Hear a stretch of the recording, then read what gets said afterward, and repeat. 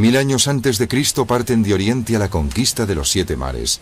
Son genios en la construcción de barcos y su flota indomable no conoce igual.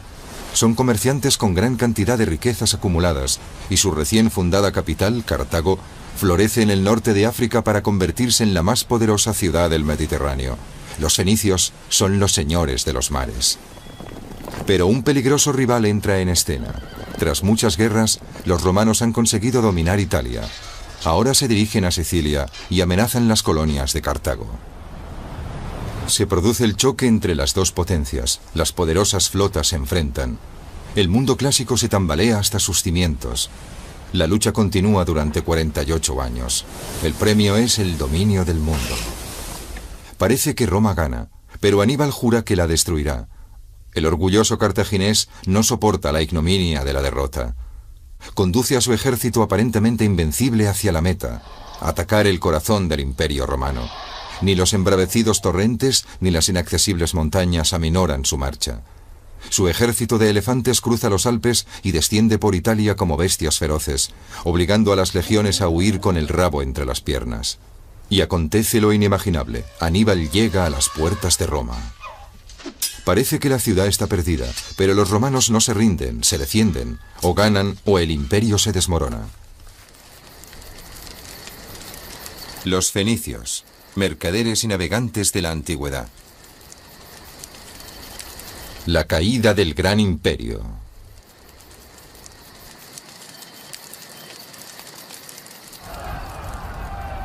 El despreciable malvado no tuvo piedad alguna. Los legionarios se libraron a la quema y al pillaje noche y día. Centenares de miles fueron asesinados o tomados como esclavos. Los elefantes se asustaron y pisotearon a sus amos. Cartago quedó convertida en ruinas.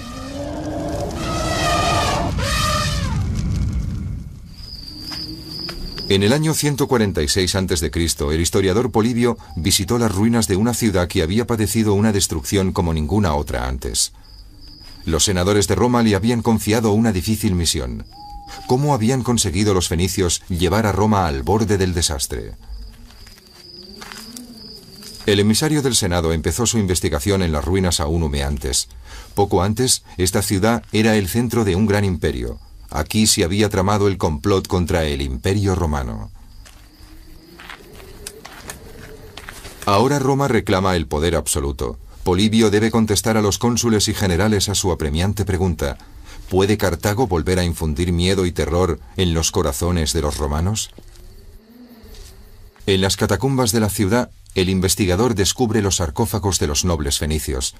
Esas personas, cuando estaban vivas, se las consideraba arrogantes y distantes. Polibio había oído esos rumores. También se decía que eran adustos y sus gobernantes despóticos, según contaban los griegos. Absolutamente todos los restos de lo que los cartagineses habían escrito sobre ellos mismos se había destruido. ¿Cómo podía Polibio aclarar el misterio que los envolvía? El hogar de los fenicios está muy lejos, en la costa del Líbano, en la antigua tierra de Canaán, la fuente de la luz.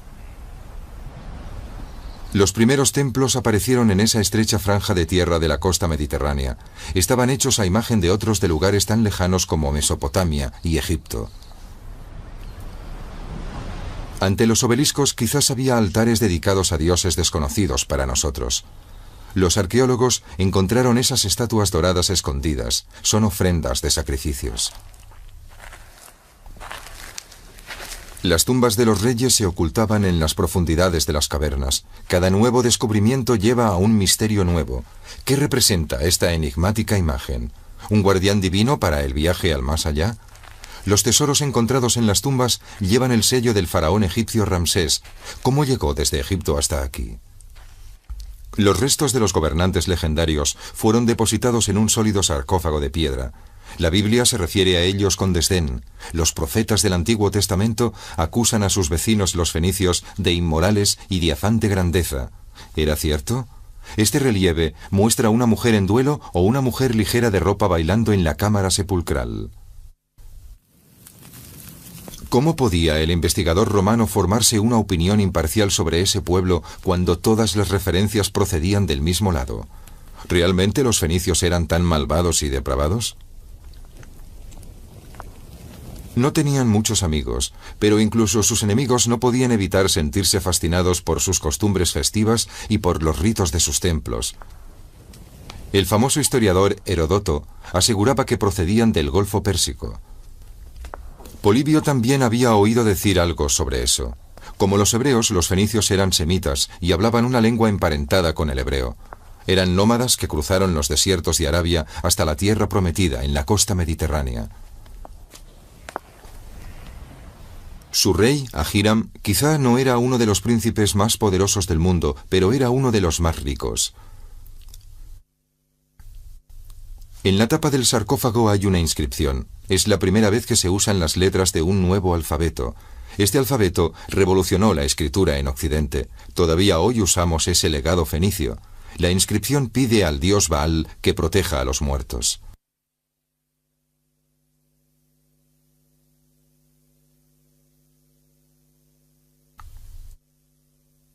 Baal es un dios cruel, según la Biblia, un dios asesino.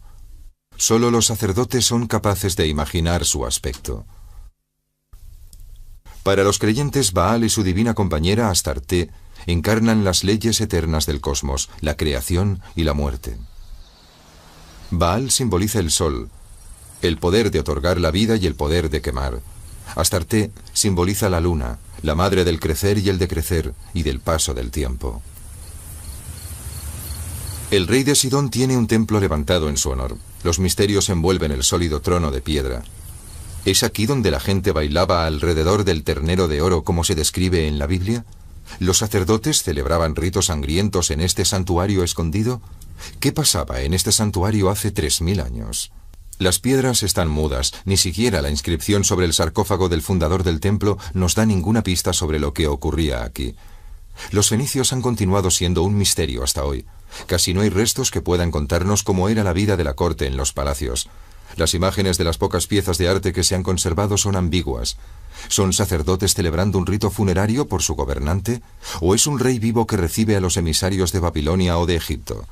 El estudio de las antiguas civilizaciones del Nilo quizás nos dé la respuesta. Durante mucho tiempo el reino de los faraones fue el más poderoso del Próximo Oriente, el protector de las ciudades-estado del Líbano. La gran actividad comercial sentó las relaciones entre las dos tierras. Los fenicios aprendían de sus vecinos del sur y construían los altares a los dioses egipcios. La construcción de los templos en Egipto dependía de algunos materiales raros procedentes del Líbano, especialmente los sólidos troncos de cedro que necesitaban los sacerdotes para construir sus colosales complejos en torno a los templos. En algunos escritos antiguos se nombra a los fenicios como Fenchu, que significa carpintero. Los reyes del Líbano querían ser enterrados en sarcófagos con forma humana, como los de los faraones, y se usaban hechizos mágicos y otros signos para protegerlos del más allá. Durante siglos hubo paz entre Egipto y Líbano. Nunca faltaba madera de cedro para los altares de las divinidades. De repente, todo cambió. Algunas cartas del archivo del faraón Akenatón cuentan que los fenicios quisieron engañar a sus poderosos vecinos. Pero su plan falló. Líbano fue zona de guerra justo como lo fue 2000 años después. En Beirut, la destrucción causada por la guerra dio a los arqueólogos una oportunidad única. Los edificios de la ciudad destruida no podían reconstruirse, de manera que los investigadores fueron allí con los picos y las palas. Debajo de los restos de la era turca, los científicos encontraron estructuras de edificios de bizantinos, romanos y griegos. Por debajo, descubrieron la ciudad de los fenicios. En la Plaza de los Mártires encontraron una mina. Bajo el asfalto destruido surgieron restos de calles y cimientos de edificios de unos 4000 años de antigüedad, explica el jefe de la expedición arqueológica. Restos de los primeros fenicios. La tierra bajo Beirut se limpia capa a capa. Cada nuevo hallazgo podría ser decisivo. Tesoros de las tumbas, joyas de oro o una importante inscripción que descubra qué tipo de pueblo vivía aquí y cómo llamaban a su ciudad.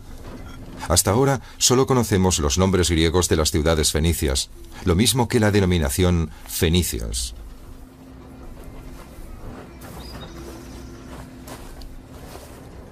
El gasterópodo marino múrice vive en las aguas de la costa libanesa. Contiene un tinte codiciado por los antiguos gobernantes, el carmesí.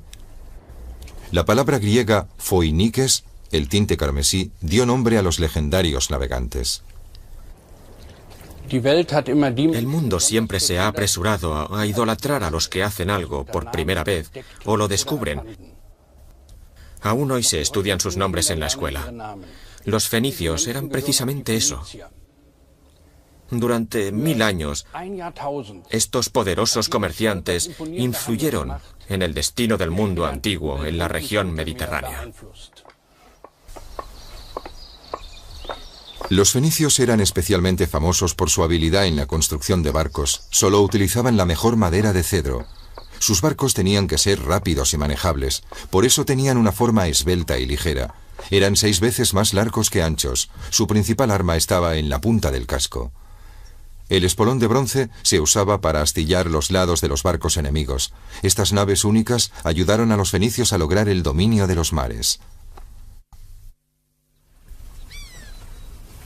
Tenían los puertos en el centro de las antiguas rutas comerciales entre el este y el oeste, entre África, Asia y Europa. La ciudad de Tiro llegó a ser la metrópolis más espléndida del Mediterráneo. Un profeta escribió que los mercaderes de la ciudad eran como príncipes y sus tiendas las mejores de la zona. Salían de Tiro hacia la lejana tierra de Tarso. En la Biblia se describe la vuelta de los barcos repletos de tesoros, una expedición que había merecido la pena. Los grandes navegantes de Tiro iban allí donde podía haber riquezas. Los fenicios guardaban celosamente el secreto de las rutas marítimas hacia el lejano oeste. Sus destinos, las tierras con grandes recursos minerales. Kitión en Chipre con sus grandes reservas de cobre, Asia Menor por el estaño y el mineral de hierro, materiales escasos y con mucha demanda en todas partes para la producción de herramientas y armas. Con cada guerra, los fenicios se hacían más ricos, incluso cuando no tomaban parte en ninguna batalla. Los barcos navegaban sin perder de vista la protectora costa, pero los navegantes de Oriente se aventuraban cada vez más lejos. Creen en su habilidad como navegantes y en la sed de los pueblos por las cosas nuevas. Polibio descubrió a través de su famoso predecesor, Herodoto, que los fenicios encendían fogatas en las playas para atraer a los nativos. Entonces mostraban sus mercancías ya preparadas en ánforas como estas. Intercambiaban sus bienes por oro y esclavos. Los comerciantes de Tiro, Sidón y Biblos hacían buenos negocios. Las mujeres griegas también esperaban ansiosamente los lujosos productos orientales. Los fenicios proveían al mundo entero de objetos extravagantes hechos con materiales exóticos. Las delicadas cáscaras de huevos de avestruz con unos acabados de filigrana tenían una gran demanda. Exquisitas piezas artísticas de marfil de estilo egipcio para decorar los aposentos del rey. Polibio estudió la obra de Homero. En la Odisea describe una cama exquisitamente diseñada, cubierta con esculturas de marfil de incalculable valor, digna de unos reyes griegos. La descripción de Homero no era fruto de su imaginación. Los arqueólogos descubrieron una cama como esa en las tumbas reales en Salamis, Chipre. Esta obra de arte, creada por los maestros fenicios, está expuesta en el Museo Nacional de Nicosia. Un friso magníficamente trabajado con fantásticas figuras aladas. Tiene un estilo internacional, altamente apreciado en esa época y que encuentra muchos compradores. Incluso los faraones del Nilo dependen cada vez más de las importaciones del Líbano. Los entierros no se pueden llevar a cabo sin su aceite de cedro. La vida espiritual de todo un pueblo está amenazada, porque no hay vida posible en el más allá sin embalsamamiento. Al menos eso es lo que creían los egipcios. La madera de cedro también es indispensable para la construcción de los sarcófagos. Cuando se cortaba el suministro, todo el culto a la muerte corría peligro. Para evitar un desastre, mandan un sacerdote a una misión.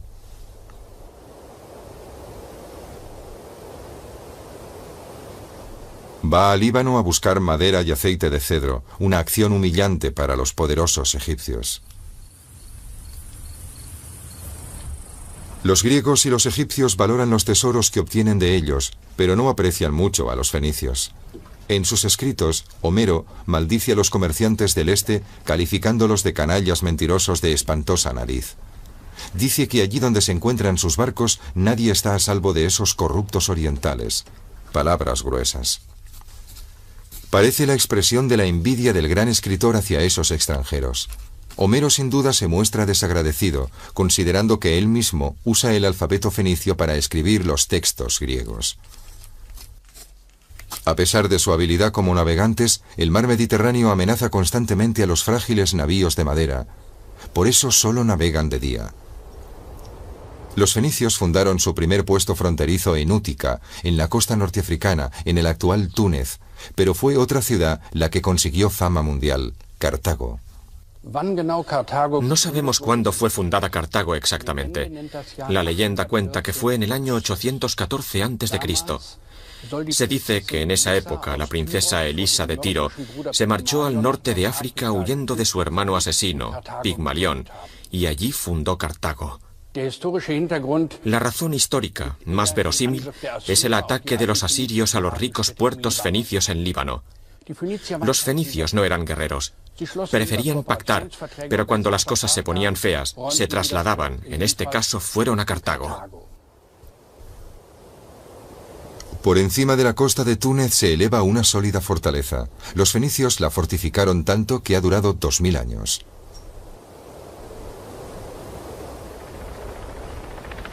Quercuán era una antigua ciudad diseñada con tiralíneas. Aún hoy se aprecia el plano geométrico. Está protegida por un sólido anillo de murallas, al estilo de las ciudades griegas. Los fenicios, sabiamente, aprovechaban todo lo que les parecía útil de los demás. Su avanzada arquitectura se puede admirar en la isla siciliana de Mogge. El antiguo puerto aún subsiste. Aquí los barcos se refugiaban de las tormentas y descargaban aceites aromáticos e inciensos de Arabia, seda y especias de la India y oro y marfil de África. El puerto fue importante en el comercio de bienes exóticos.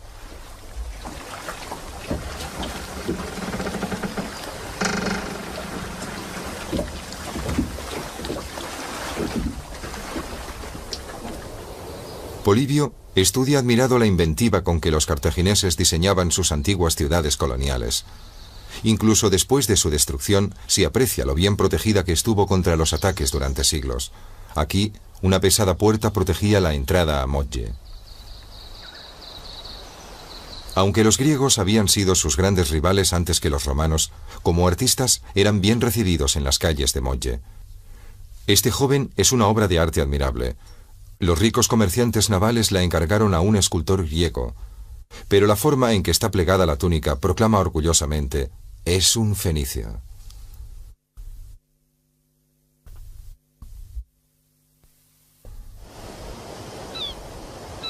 El puesto fronterizo no se contentaba con sus riquezas. Introdujeron eficaces métodos agrícolas e innovaciones técnicas en Europa procedentes de Oriente. Las salinas de la costa de Sicilia tienen su origen en esta época. Aún hoy se recoge la sal.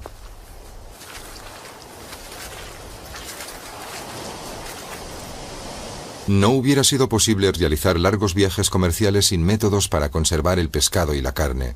Los navegantes necesitaban sal. La red de bases fenicias cada año está mejor conectada. Su flota no para de expandirse. Las operaciones comerciales son cada vez más ambiciosas. En el lejano oeste les atraen las legendarias minas de Tartesos. La mina de Río Tinto es el mayor hoyo jamás excavado manualmente en España. Hace 3000 años, los fenicios empezaron la extracción de plata y cobre.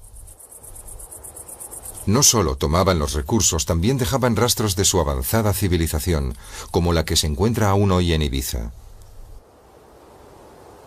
En un bosque de pinos hay una cueva bastante accesible. Aquí los fenicios instalaron un santuario dedicado a su diosa Tanit, y aún hoy se percibe el misterio de la aparición divina cuando en las noches de luna llena los rayos de luz penetran de repente bajo tierra.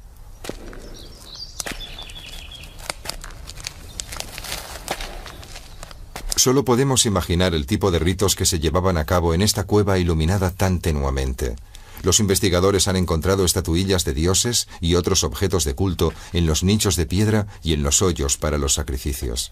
Incontables generaciones de creyentes han peregrinado hasta aquí sin interrupción hasta nuestros días.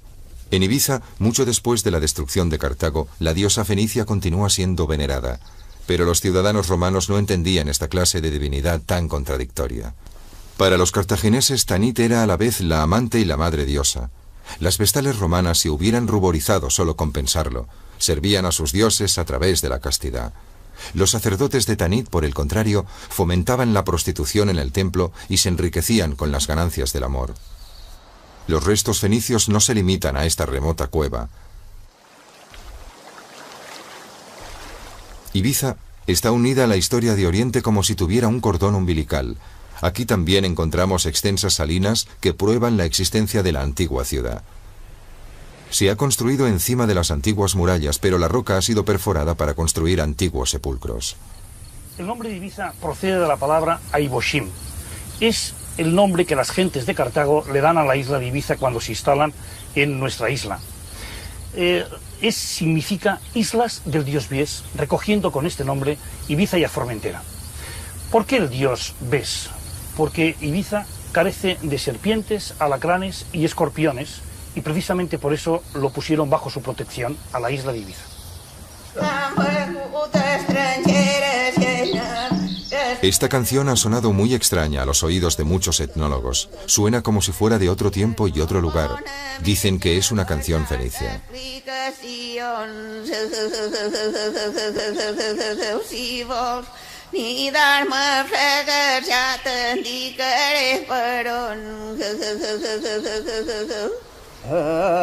Estas son las últimas dos personas que dominan esa técnica especial usada durante generaciones en las canciones típicas de los pastores. La muerte marca el final de una larga herencia cultural en esta isla que se remonta a 2500 años.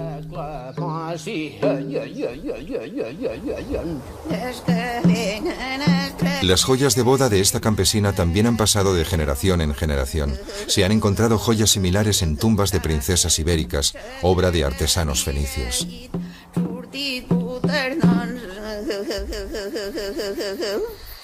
Las pruebas se vuelven aún más concluyentes con la excavación de una antigua prensa de aceite. Los olivos salvajes de la isla fueron mejorados con injertos por los fenicios. Estos también introdujeron en España las lámparas de aceite y los asnos domesticados. Aún hoy se continúan usando las piedras de molino para prensar el aceite, tan valioso en la antigüedad. La técnica del molino continúa siendo la misma. Este bloque de piedra golpeado toscamente fue encontrado en las ruinas de la finca. Es un contrapeso. Hoy, los molinos funcionan de la misma forma que hace miles de años. El uso de los motores acelera el proceso de prensado, pero la calidad del aceite es la misma.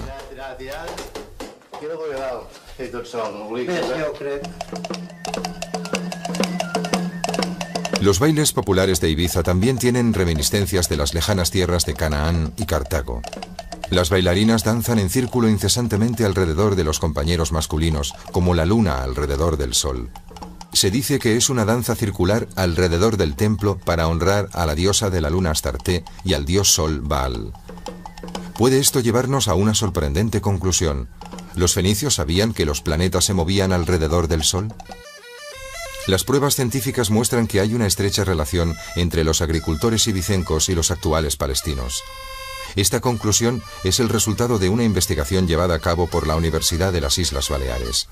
Ya no es desencaminado hablar de la sangre fenicia que corre por las venas de los ibicencos.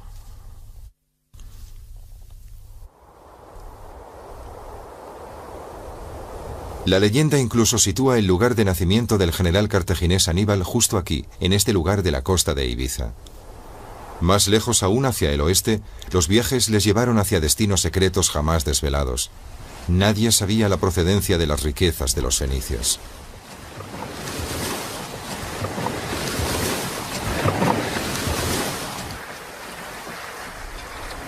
Al otro lado del estrecho entre España y Marruecos está el océano.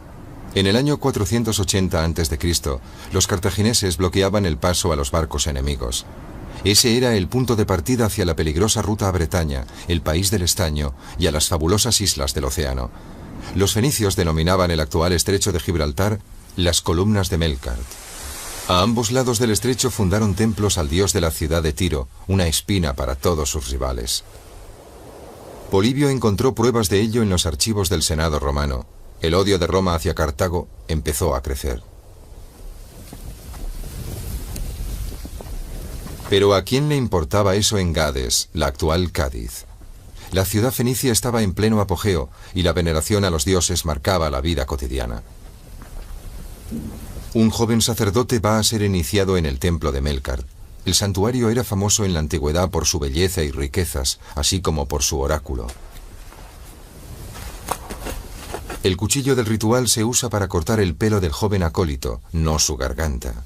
Más tarde, él mismo usará el mismo cuchillo durante los ritos del sacrificio, cuando deba satisfacer la sed de sangre del dios. El cronista Polibio ya había sido informado en Roma sobre los ritos religiosos de los fenicios. A sus compatriotas les disgustan esos rituales, los consideran bárbaros. También la Biblia los condena duramente.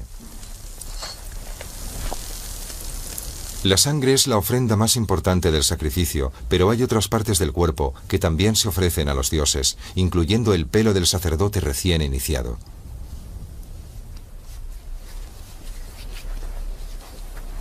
En los templos de las diosas Astarte y Tanit, las sacerdotisas practican la prostitución sagrada.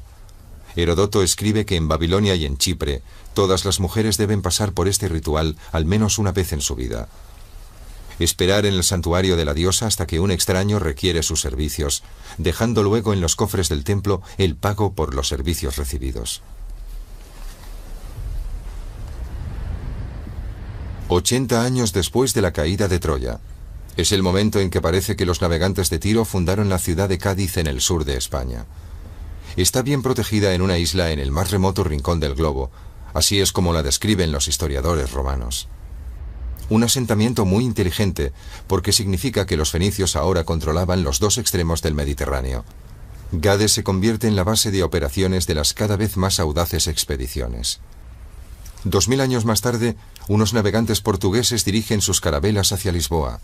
En 1497, el capitán Vasco da Gama ha decidido que ha llegado el momento de descubrir la ruta hacia la India. Da Gama ha estudiado atentamente el texto de Heródoto en un papiro. Escribió que los fenicios navegaban alrededor de África durante el siglo VII a.C. Los portugueses quieren repetir la hazaña. Por primera vez en 2000 años, los barcos vuelven a zarpar en dirección a la parte más meridional de África, el Cabo de Buena Esperanza. Por el camino, en la costa de Marruecos, los portugueses construyeron asentamientos fuertemente fortificados. Mogador es uno de ellos. Desde el final del dominio colonial francés, se conoce a esta ciudad portuaria con el nombre de Essaouira, pero las huellas del pasado no engañan. Los pesados cañones de bronce y las murallas de la fortaleza de varios metros de grosor estaban destinados a contener el pillaje de las tribus bereberes. Mogador era un centro comercial y una base militar. Los fenicios preferían las defensas naturales de una isla. Establecieron su asentamiento a la vista de la costa. Eligieron Mogador por una razón concreta, la pesca. Seguían los grandes bancos de atunes que migraban regularmente del Mediterráneo al Atlántico. En Andalucía, los pescadores aún salen una vez al año en busca del valioso atún. Y lo pescan igual como lo hacían los fenicios.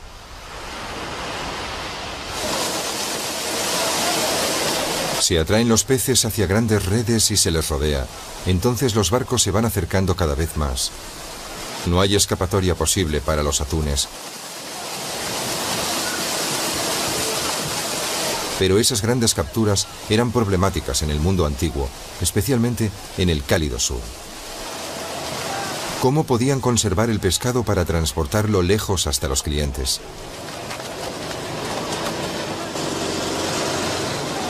Se han descubierto antiguas factorías de pescado en la costa atlántica. Los fenicios desarrollaron un método de conservación del pescado en grandes tanques y manipulado para fabricar un delicado manjar llamado garum por los romanos, puré de pescado muy salado que una vez envasado en las ánforas se transportaba a lugares tan lejanos como Persia o Germania.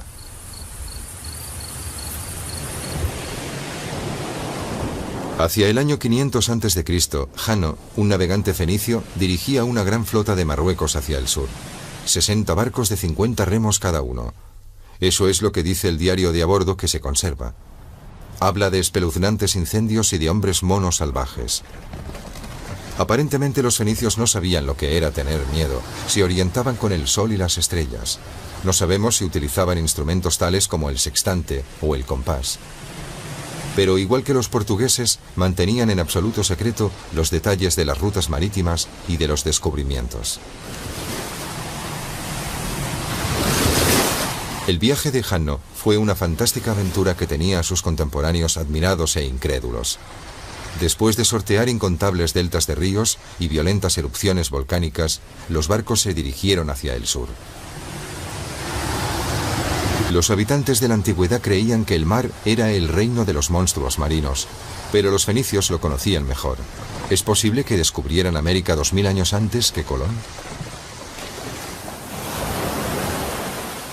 Entre los dos continentes, en el Atlántico, se encuentra el archipiélago de las Azores.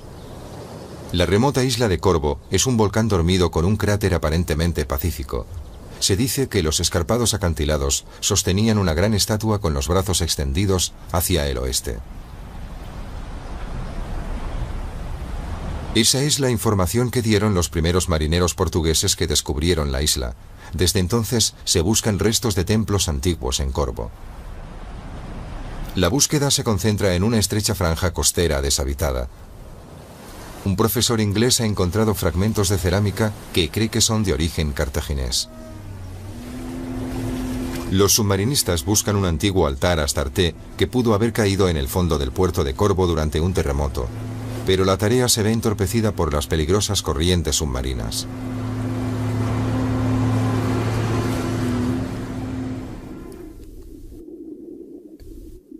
Sin embargo, en las aguas costeras de la isla de Terceira, los arqueólogos portugueses han hecho un gran descubrimiento. La bahía de Angra es un gran cementerio de barcos que han naufragado en distintos períodos. La principal dificultad de los submarinistas es establecer la antigüedad de cada uno de los naufragios. Pero están convencidos de que han encontrado algo especial. Las tablas de madera de este naufragio, también conservadas, aparentemente indican una época reciente, pero las apariencias engañan.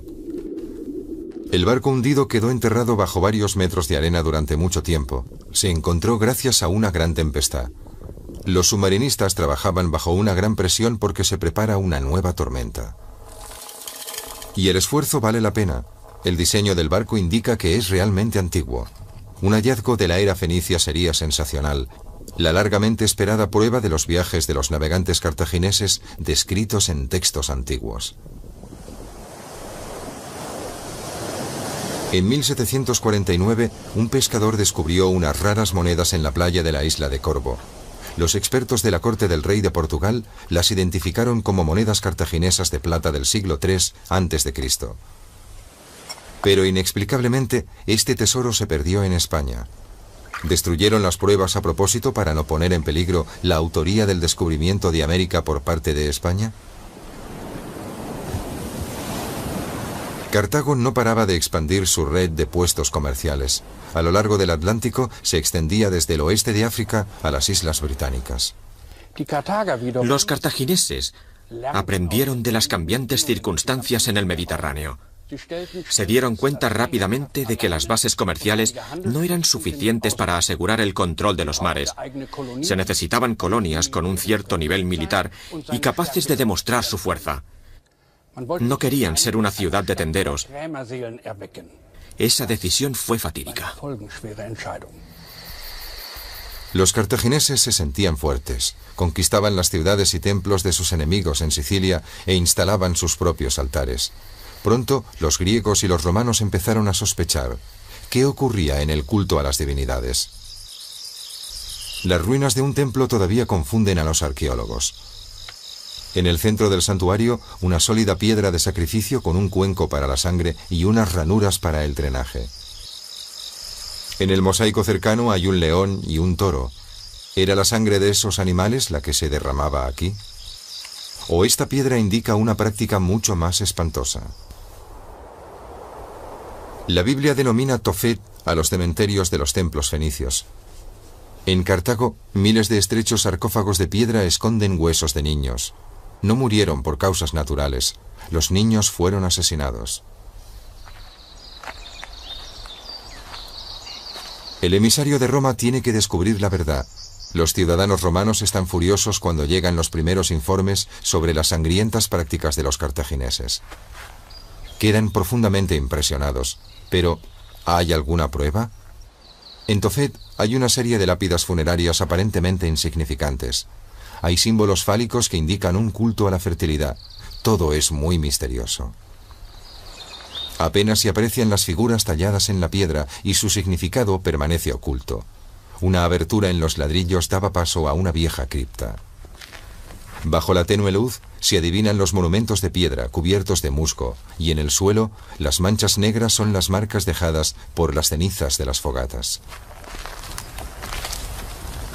En las paredes había pequeños altares con incienso y alimentos ofrecidos a dioses desconocidos para nosotros. Los libros santos de los sacerdotes podrían dar un poco de luz a esta cuestión, pero se han perdido. No se conserva ni una sola crónica de Cartago, solo unas pocas copias griegas que revelan la relación de la gente con sus dioses. Incluso las dedicatorias que se han descifrado en las lápidas proporcionan meramente el nombre del donante. Parece que alguno de los altares estaba dedicado a la diosa Tanit. El relieve tallado en la superficie muestra su símbolo, una silueta con los brazos cruzados sobre el pecho. Una diosa a la que se acude cuando las preocupaciones se hacen insoportables, cuando es cuestión de vida o muerte, pero los sacerdotes también reclaman el sacrificio de una vida. La seductora Tanit suplió a Astarte en el trono divino de Cartago. También el auge de la ciudad acentúa la independencia de la cultura y la religión. Como su predecesora, Tanit aparece ataviada seductoramente. ¿Cuál es el significado de su presencia en este lugar maldito? Otra estela en Tofet da información más precisa. Un hombre, cuyo típico tocado identifica como sacerdote, lleva a un bebé. Parece una escena totalmente inocente, si no supiéramos que así es como los sacerdotes presentaban los sacrificios a la divinidad. Para los investigadores es una prueba irrefutable de que aquí se sacrificaban niños. Esto hace más creíble el testimonio de Polibio. El cruel ritual denunciado en la Biblia continúa practicándose en Cartago. La estatua del dios recibe al niño en sacrificio. La Biblia incluso le da un nombre: Moloch.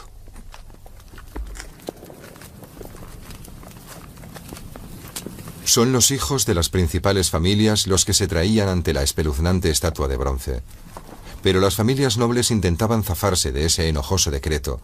Compraban niños a escondidas para sacrificarlos cuando les llegara el turno. Pero se descubre el engaño, y cuando un ejército asedia la ciudad, corre el temor provocado por la superstición. Los cartagineses creen que se ha faltado al honor de los dioses y que ahora están sin protección ante los ataques enemigos. Para solucionarlo, hay que elegir 200 chiquillos de las familias más nobles y ofrecerlos públicamente en sacrificio. Se añaden algunos que quieren colaborar voluntariamente, elevando el total a no menos de 300. Eso es lo que ha quedado escrito. Consta que se celebran sacrificios humanos desde los primeros tiempos de la historia. Incluso se llevaban a cabo una y otra vez en el mundo clásico en situaciones extremas. La gente ofrece bienes a los dioses y a cambio espera protección sobrenatural. El precio más alto que puede ofrecer cualquier persona es su propio hijo. La figura de Moloch tiene un mecanismo invisible para los espectadores. Cuando el sacerdote tira de una cuerda escondida, la estatua abre los brazos y el cadáver del niño cae entre las llamas. Según un testigo, el estruendo de las flautas y los tambores ahoga los sollozos de los familiares. Se consideraba un deshonor para la madre romper a llorar. También hay informes que relatan que en Cerdeña los fenicios no solo quemaban a los prisioneros más hermosos, también se deshacían así de los viejos. Incluso Moisés fue advertido por el dios hebreo sobre los ritos fenicios. Di a los hijos de Israel que aquel que ofrezca uno solo de sus vástagos a Moloch morirá inmediatamente.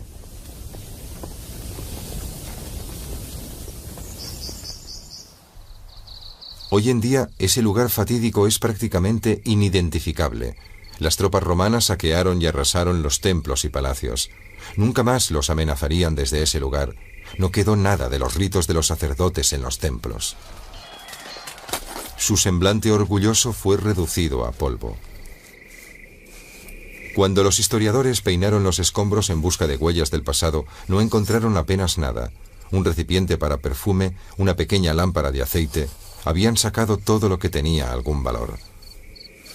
Cartago está a punto de desaparecer de los anales de la historia, no queda rastro de la ciudad, y Roma incluso ordena a Polibio que escriba un informe falso que mengüe la importancia de los fenicios. Durante 1000 años, esos poderosos comerciantes habían marcado el destino del mundo clásico alrededor del Mediterráneo. Eran un poderoso oponente para Roma, y había que eliminarlo.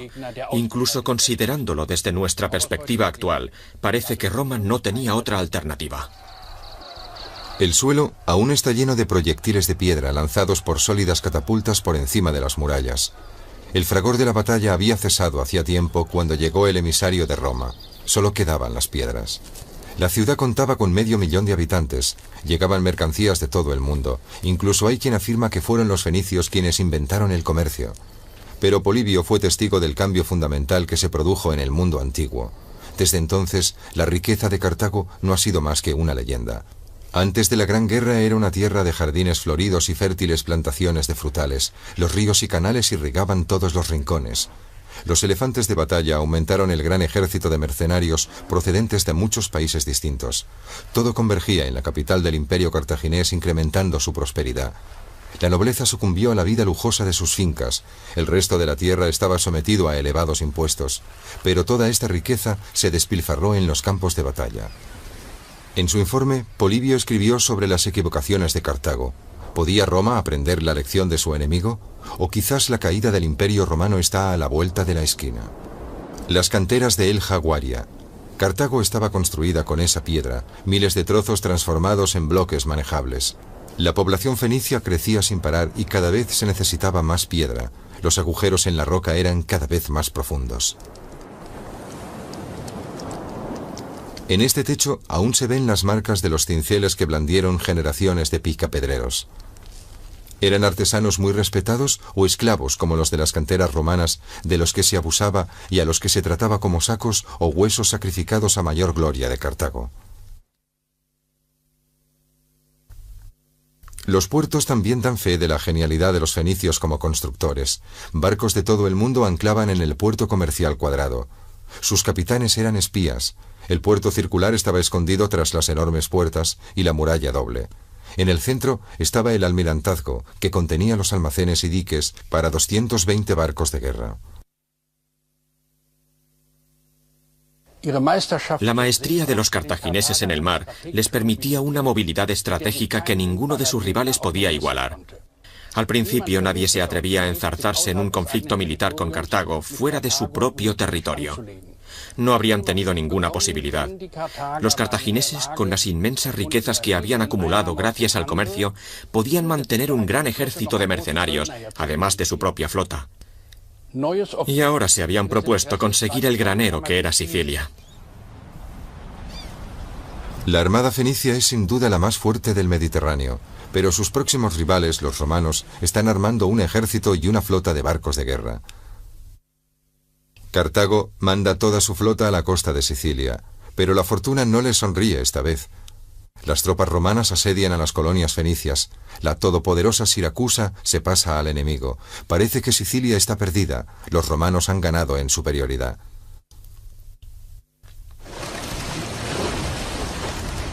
En el año 241 a.C., dos poderosas flotas se enfrentan ante la costa de Sicilia. 120 barcos con al menos 3.000 hombres acechan la costa.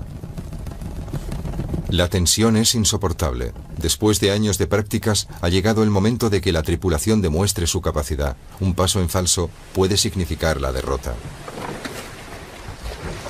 Como siempre, los fenicios intentan maniobrar entre los barcos enemigos y atacarlos por detrás. Pero los romanos han construido unas tablas de abordaje y transforman el océano en un campo de batalla para la infantería. El triunfo es para Roma. Cartago se ve obligada a abandonar Sicilia y pierde toda su flota. 33 años después, Aníbal vuelve a declarar la guerra. Al principio los romanos no se lo toman en serio. Tiene la intención de usar una tropa especial de 37 elefantes de batalla para asegurar la victoria.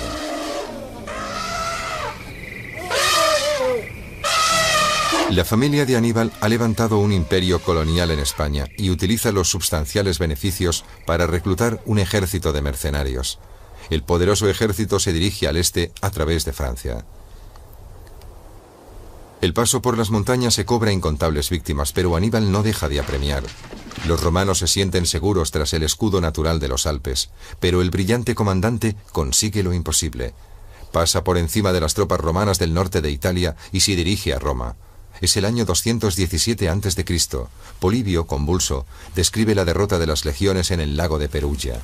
La mayoría se ha hundido en el agua, solo se ven las cabezas. Cuando aparecieron los jinetes y la derrota era evidente, imploraron piedad, pero fueron muertos a manos del enemigo. Roma se atrinchera tras las fortificaciones. Rumores alarmantes corren por todas partes. Aníbal consigue victoria tras victoria, pero no ataca la ciudad de Roma directamente. Después de 10 años pierde la batalla. Cartago rehúsa mandarle tropas de refresco. Se exilia y se suicida. Cartago sobrevive, pero no tiene ni un momento de paz. Una amenaza imprevista aparece en el horizonte. El África interior no había interesado mucho a los fenicios. Solo los nómadas eran capaces de sobrevivir. Cartago siempre había mirado a esos bárbaros por encima del hombro. Pero ahora pagarán por su arrogancia. Los guerreros montados del rey africano Masinisas aparecen de repente desde el desierto y rodean las montañas. Consiguen tomar la ciudad al asalto, allanando el camino a las legiones romanas. Cartago no consigue defenderse del odio de los oprimidos pueblos del desierto. Cartago deja que los otros luchen por ella. La riqueza del imperio protegía a los ciudadanos normales del servicio militar y sus ejércitos estaban compuestos de mercenarios. Pero las arcas pueden vaciarse y los soldados extranjeros se convierten en amargos enemigos. Los mercenarios se rebelaron y eso aún debilitó más a la ciudad. Cartago tuvo que enfrentarse a Roma en 3 guerras a lo largo de 48 años. Perdió toda su flota en la primera guerra, las colonias europeas en la segunda y en la tercera dejó de existir. ¿Por qué Roma se alzó con la victoria? Cartago deliberó, Cartago persiguió sus propios intereses y a veces apostó peligrosamente. Por su parte, Roma tenía una meta. Un estado militar en el que cada ciudadano tenía un deber que cumplir.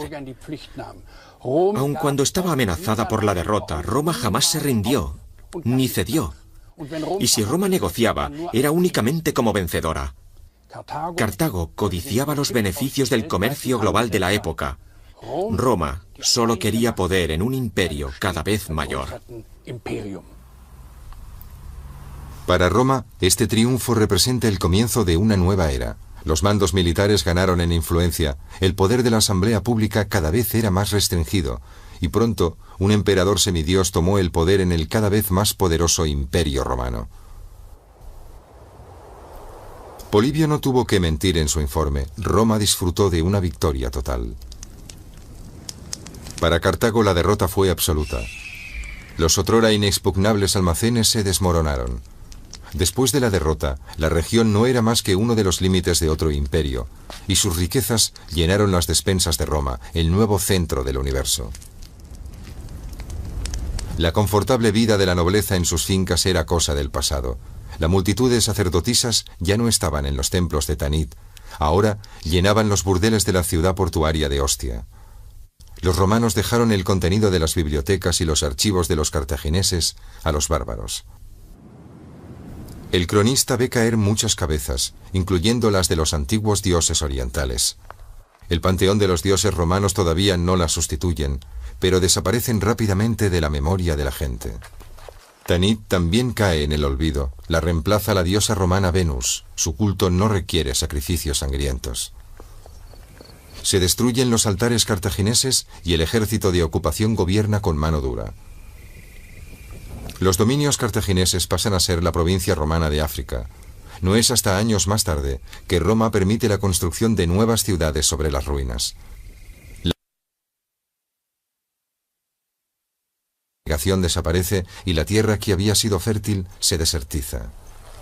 Los pocos mercenarios que quedaron volvieron a sus casas en tierras lejanas. Las caravanas de comerciantes, otrora cargadas de riquezas, eran cosa del pasado. Casi no quedan asentamientos fenicios poblados. Incluso la gente que fue perdonada por el enemigo se ha marchado. Poco a poco los nómadas ocupan las viviendas abandonadas, pero los más supersticiosos temen que estén malditas. El desierto avanza cada vez más, no ha quedado nadie para detenerlo. Las dunas de arena se tragan una gran civilización. Roma está en la cumbre y escribe la historia desde su punto de vista. Sus ciudadanos pagaron un alto precio. 50.000 murieron solo en la batalla de Caná. Cartago intentó engañar al destino con la sangre de sus niños, pero los dioses abandonaron a la ciudad y la sumieron en la derrota. En el año 146 a.C. termina la historia de los fenicios.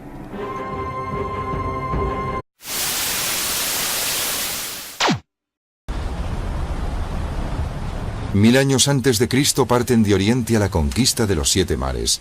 Son genios en la construcción de barcos y su flota indomable no conoce igual. Son comerciantes con gran cantidad de riquezas acumuladas y su recién fundada capital, Cartago, florece en el norte de África para convertirse en la más poderosa ciudad del Mediterráneo. Los fenicios son los señores de los mares. Pero un peligroso rival entra en escena. Tras muchas guerras, los romanos han conseguido dominar Italia. Ahora se dirigen a Sicilia y amenazan las colonias de Cartago. Se produce el choque entre las dos potencias. Las poderosas flotas se enfrentan. El mundo clásico se tambalea hasta sus cimientos. La lucha continúa durante 48 años. El premio es el dominio del mundo. Parece que Roma gana, pero Aníbal jura que la destruirá. El orgulloso cartaginés no soporta la ignominia de la derrota. Conduce a su ejército aparentemente invencible hacia la meta, atacar el corazón del Imperio Romano. Ni los embravecidos torrentes ni las inaccesibles montañas aminoran su marcha. Su ejército de elefantes cruza los Alpes y desciende por Italia como bestias feroces, obligando a las legiones a huir con el rabo entre las piernas. Y acontece lo inimaginable. Aníbal llega a las puertas de Roma. Parece que la ciudad está perdida, pero los romanos no se rinden, se defienden, o ganan o el imperio se desmorona. Los fenicios, opinión imparcial sobre ese pueblo cuando todas las referencias procedían del mismo lado. ¿Realmente los fenicios eran tan malvados y depravados? No tenían muchos amigos, pero incluso sus enemigos no podían evitar sentirse fascinados por sus costumbres festivas y por los ritos de sus templos. El famoso historiador Heródoto aseguraba que procedían del Golfo Pérsico. Polibio también había oído decir algo sobre eso. Como los hebreos, los fenicios eran semitas y hablaban una lengua emparentada con el hebreo. Eran nómadas que cruzaron los desiertos de Arabia hasta la tierra prometida en la costa mediterránea. Su rey, Ahiram, quizá no era uno de los príncipes más poderosos del mundo, pero era uno de los más ricos. En la tapa del sarcófago hay una inscripción. Es la primera vez que se usan las letras de un nuevo alfabeto. Este alfabeto revolucionó la escritura en Occidente. Todavía hoy usamos ese legado fenicio. La inscripción pide al dios Baal que proteja a los muertos.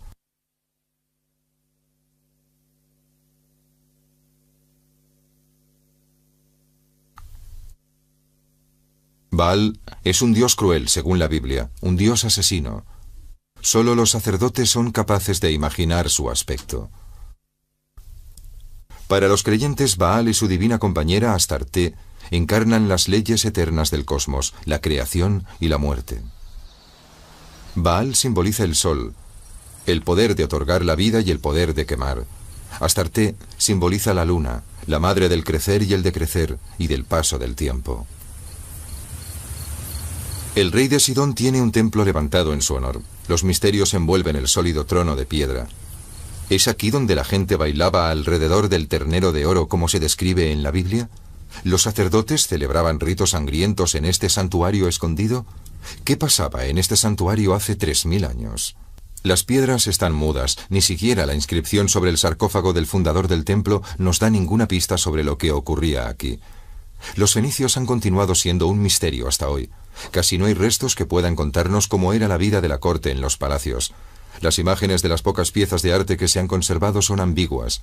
¿Son sacerdotes celebrando un rito funerario por su gobernante? ¿O es un rey vivo que recibe a los emisarios de Babilonia o de Egipto? El estudio de las antiguas civilizaciones del Nilo quizás nos dé la respuesta. Durante mucho tiempo el reino de los faraones fue el más poderoso del Próximo Oriente, el protector de las ciudades-estado del Líbano. La gran actividad comercial sentó las relaciones entre las dos tierras.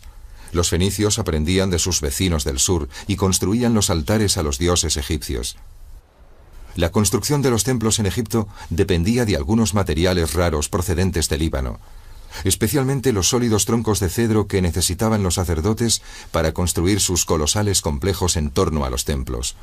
En algunos escritos antiguos se nombra a los fenicios como Fenchu, mercaderes y navegantes de la antigüedad. La caída del gran imperio.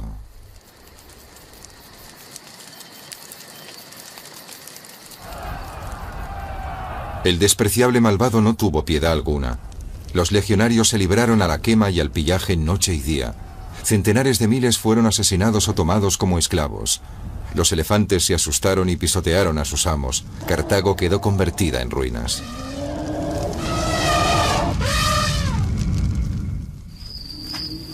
En el año 146 a.C., el historiador Polibio visitó las ruinas de una ciudad que había padecido una destrucción como ninguna otra antes. Los senadores de Roma le habían confiado una difícil misión. ¿Cómo habían conseguido los fenicios llevar a Roma al borde del desastre? El emisario del Senado empezó su investigación en las ruinas aún humeantes. Poco antes, esta ciudad era el centro de un gran imperio. Aquí se había tramado el complot contra el Imperio Romano. Ahora Roma reclama el poder absoluto. Polibio debe contestar a los cónsules y generales a su apremiante pregunta: ¿puede Cartago volver a infundir miedo y terror en los corazones de los romanos? En las catacumbas de la ciudad, el investigador descubre los sarcófagos de los nobles fenicios. Esas personas, cuando estaban vivas, se las consideraba arrogantes y distantes. Polibio había oído esos rumores. También se decía que eran adustos y sus gobernantes despóticos, según contaban los griegos. Absolutamente todos los restos de lo que los cartagineses habían escrito sobre ellos mismos se había destruido. ¿Cómo podía Polibio aclarar el misterio que los envolvía? El hogar de los fenicios está muy lejos, en la costa del Líbano, en la antigua tierra de Canaán, la fuente de la luz. Los primeros templos aparecieron en esa estrecha franja de tierra de la costa mediterránea. Estaban hechos a imagen de otros de lugares tan lejanos como Mesopotamia y Egipto. Ante los obeliscos quizás había altares dedicados a dioses desconocidos para nosotros. Los arqueólogos encontraron esas estatuas doradas escondidas. Son ofrendas de sacrificios. Las tumbas de los reyes se ocultaban en las profundidades de las cavernas. Cada nuevo descubrimiento lleva a un misterio nuevo. ¿Qué representa esta enigmática imagen? ¿Un guardián divino para el viaje al más allá? Los tesoros encontrados en las tumbas llevan el sello del faraón egipcio Ramsés. ¿Cómo llegó desde Egipto hasta aquí? Los restos de los gobernantes legendarios fueron depositados en un sólido sarcófago de piedra. La Biblia se refiere a ellos con desdén. Los profetas del Antiguo Testamento acusan a sus vecinos los fenicios de inmorales y de afán de grandeza. ¿Era cierto? Este relieve muestra una mujer en duelo o una mujer ligera de ropa bailando en la cámara sepulcral. ¿Cómo podía el investigador romano formarse una opinión